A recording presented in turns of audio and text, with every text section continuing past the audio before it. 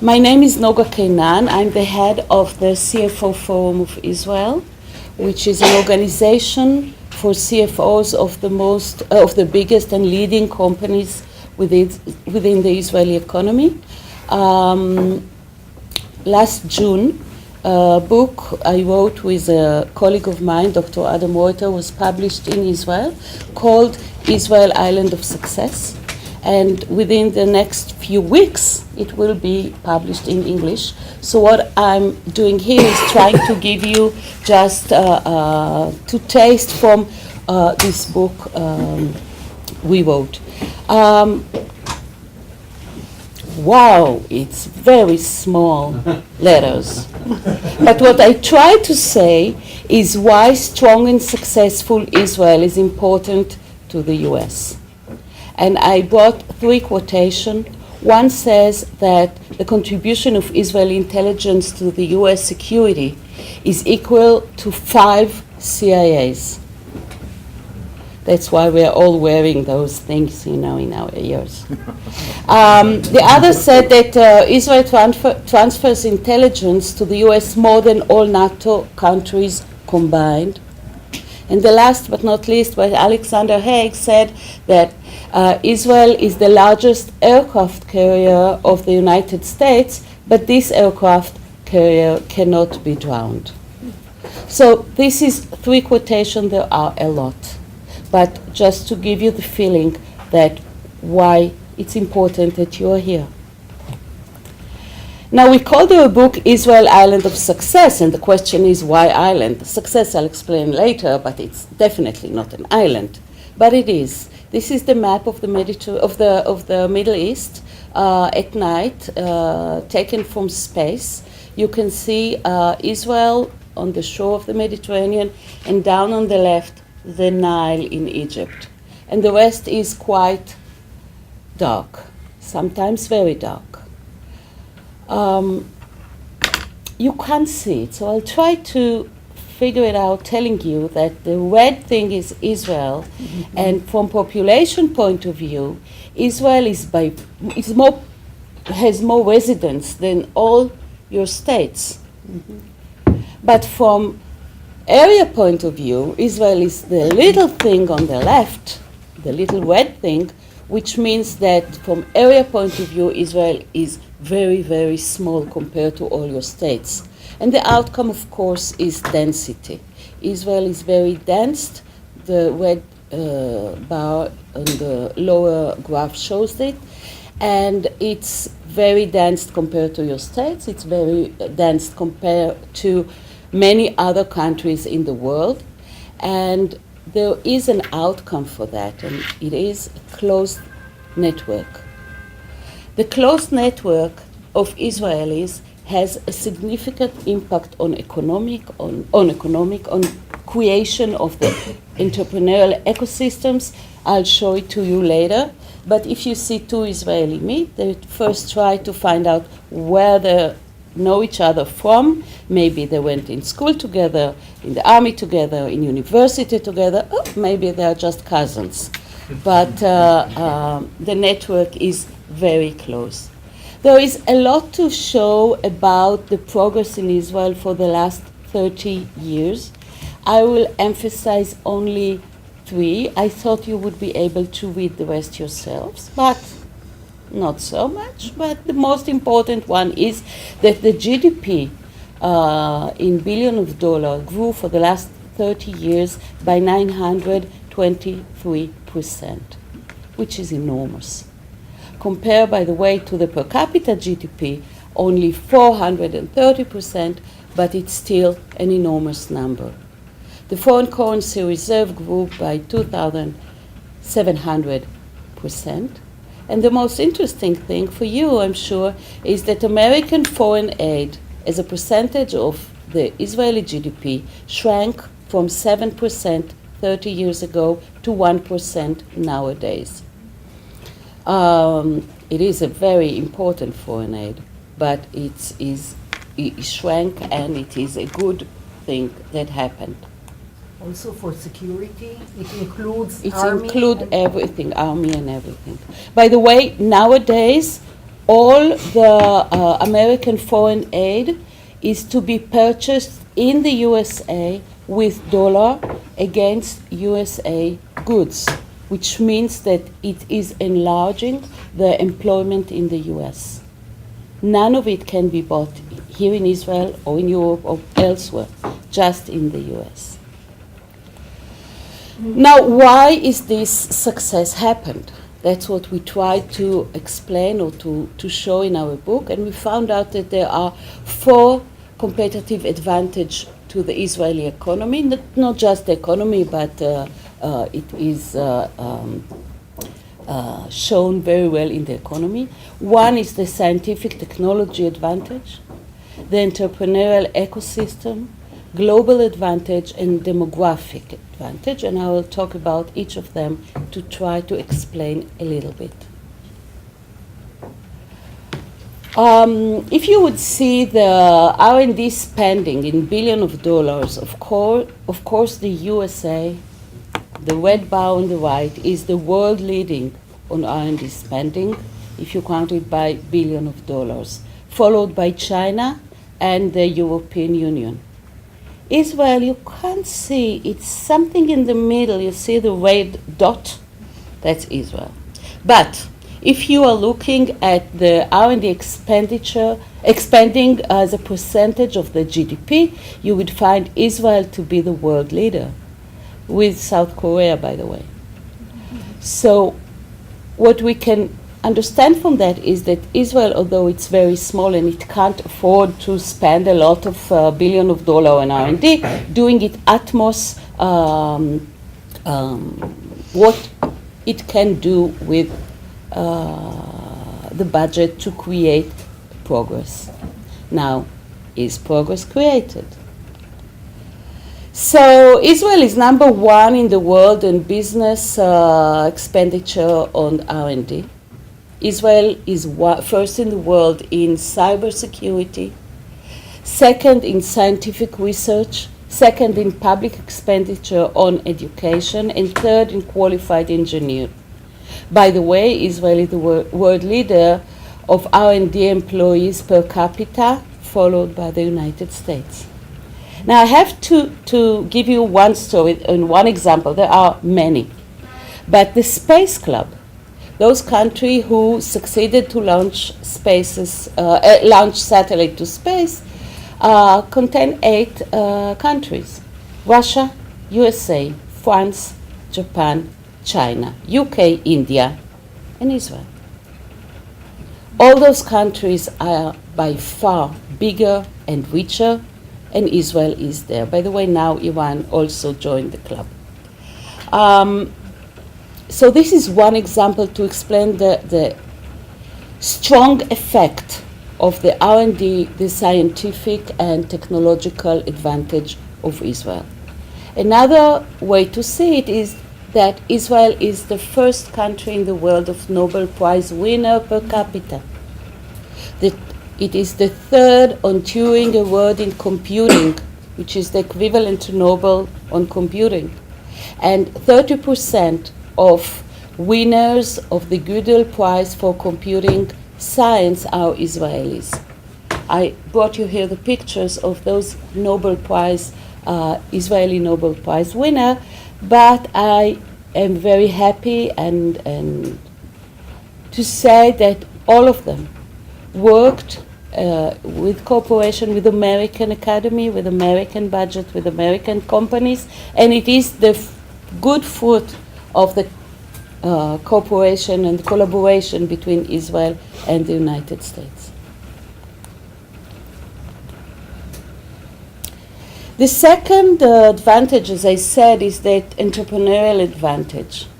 Now, the GEM is a global organization trying to monitor and to explain the entrepreneurial activities, and where it measured on 2016, South Korea was first, Israel was second.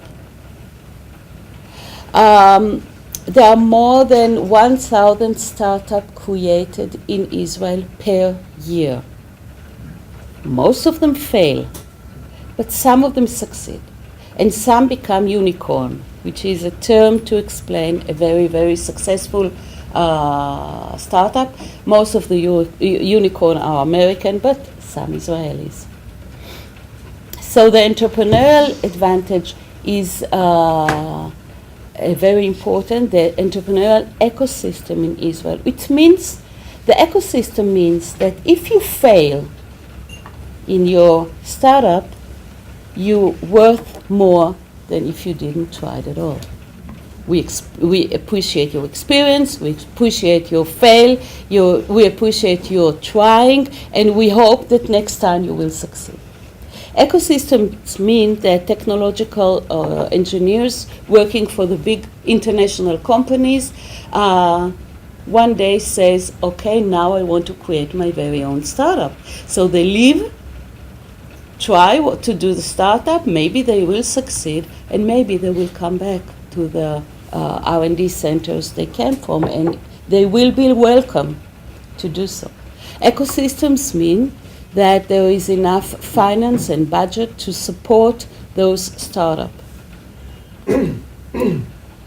Now about the entrepreneurial, again, 3 quotations. The United States is the best place for entrepreneurs in the world, followed by Israel, said Eric Schmidt, Google CEO. Innovation in Israel is critical to the future of global technology, said Bill Gates. And within 2 days in Israel, I saw more opportunities that I had seen in a year in the rest of the world, said Paul Schmidt, VP of Philips Medical. So this was the second advantage. And the third is global advantage. You can see here on the map of Israel by night all those logos of international companies, most of them high-tech company, maybe all of them, who choose to build here their headquarters or their R&D centers. There are more than 300 R&D centers in Israel. Many times, happens that a U.S. company decide to build its R&D center, and the first place in the world they choose is to build it here. 86 Israeli companies are listed on NASDAQ. If you combine NASDAQ and the New York Stock Exchange together, Israel is the third foreign country that companies are listed in. First is Canada and China, and then Israel, remember. All products developed here are for the world. Israel is just a better site. Now I'll bring here another important person from Microsoft. Steve Ballmer said that Microsoft is an Israeli company no less than an American one. And another CEO of Microsoft, I'm not sure it was him or another one, said that in Microsoft they are looking for the new big thing, and they expect it to come from the Israeli R&D center. Now, why Israel is such a global country? I would say, I can't explain, but I will give you how a baby is born in Israel. In the first few years, his parents would probably arrange that he would have a passport to join them to their traveling on summer abroad. And then in high school, he would probably go with his classmate to visit the camps in Poland and Germany, which is part of the education.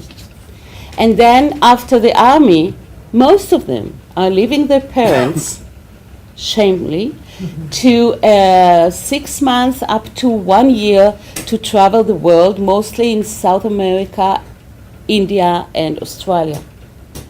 So when this younger is joining the workforce, he's already a man of the world. It's easy for him to come to New York to meet investors. He knows how to behave in a strange arena. So this is one of the reasons. There are many reasons for why Israelis are such global nation, but it is in a global world, global country is an economic advantage. The last but not least advantage is the demographic advantage. Israel has the youngest population from all OECD countries, 3 most educated population in the world, 3rd most educated population in the world. We have positive immigration, higher fertility rate within the developed country, and 2 groups now are entering to the labor force, the Arabs and ultra-religious Jews who kept themselves separated for many, many years are now entering the labor force, and much more important, the academic life in Israel. So it is an advantage. There are 3 revolutions in the making: victory over the desert, energy, and transportation. Now you can't see it from here, but Israel is actually a desert. Most of the land is desert, not enough rain anyway, except from today. Thank for you. But Israel is a desert, but nowadays is the only country in the world where the desert is shrinking. And the reason, there are many reasons, but one of the important things is that Israel is the number 1 in the world in wastewater recycling, over 90%. By the way, Australia is second with 22%. And in seawater desalination as well. And the sea, yes, 100% of the water supplies to household are from the, yes. And So you're saying 100% of the water here is from the sea? no, no. It's one of the quantities that are desalinated, seawater desalination, is equal to the residential consumption. Where is the rest of your water come from? The rest is natural. Like rain? Sea of Galilee, Galilee, There are other techniques to help us to shrink the desert. It's very slow and very rewarding task. By the way, Israel is the only country in the world that it begins the 21st century with more trees than it was on the beginning of the century before.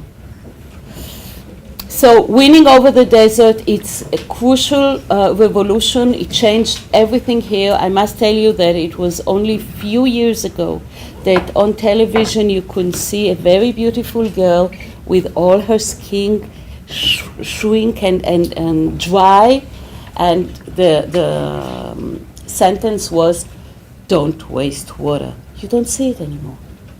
You can waste. It's expensive, but you can do it.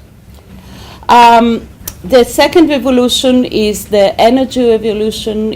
Israel will reach independence, energy independence within 3 years, and within 5 years become an energy export. We don't have oil field at all, but in the last few years they found a gas field under the water in the Mediterranean next to the Israeli coast. So we're very happy about it. And having said that, Israel invests a lot of money and a lot of effort in green energy. The last is transportation. When you will travel the city, travel the country, you will see a lot of it. Significant increase in public transportation development budget is now being put into the few years from now to be used. Challenges. I can't finish an economic presentation without challenges, so I'll talk about it a little bit. One challenge which is very important is inequality and poverty. There are the inequality and poverty is an outcome of those 2 groups that I told you about, the Arabs and the Israeli Arabs and the ultra-religious Jews, who didn't share the workforce. Now that they are starting to do so, and there is country level task to assist them doing it, we see that the curve is changing. The housing pricing, we need to build more housing, and quickly. Public transportation, I talked about it. Almost full employment. The unemployment rate in Israel now is a little bit more than 4%. In some sectors, you can't find any employee. So it is a challenge, and it will be developed. And strong currency, we don't know what to do to make the shekel weaker. But it's an outcome of a strong economy, so we have to deal with it. So, what we are showing in our book is that Israel is already an economic success, but when all four advantages and three revolutions will reach their full impact in the near future, we foresee Israel will experience even greater success. Now, the book is going to be on the market within a few weeks, and I hope Americans will be interested in it. Thank you very much.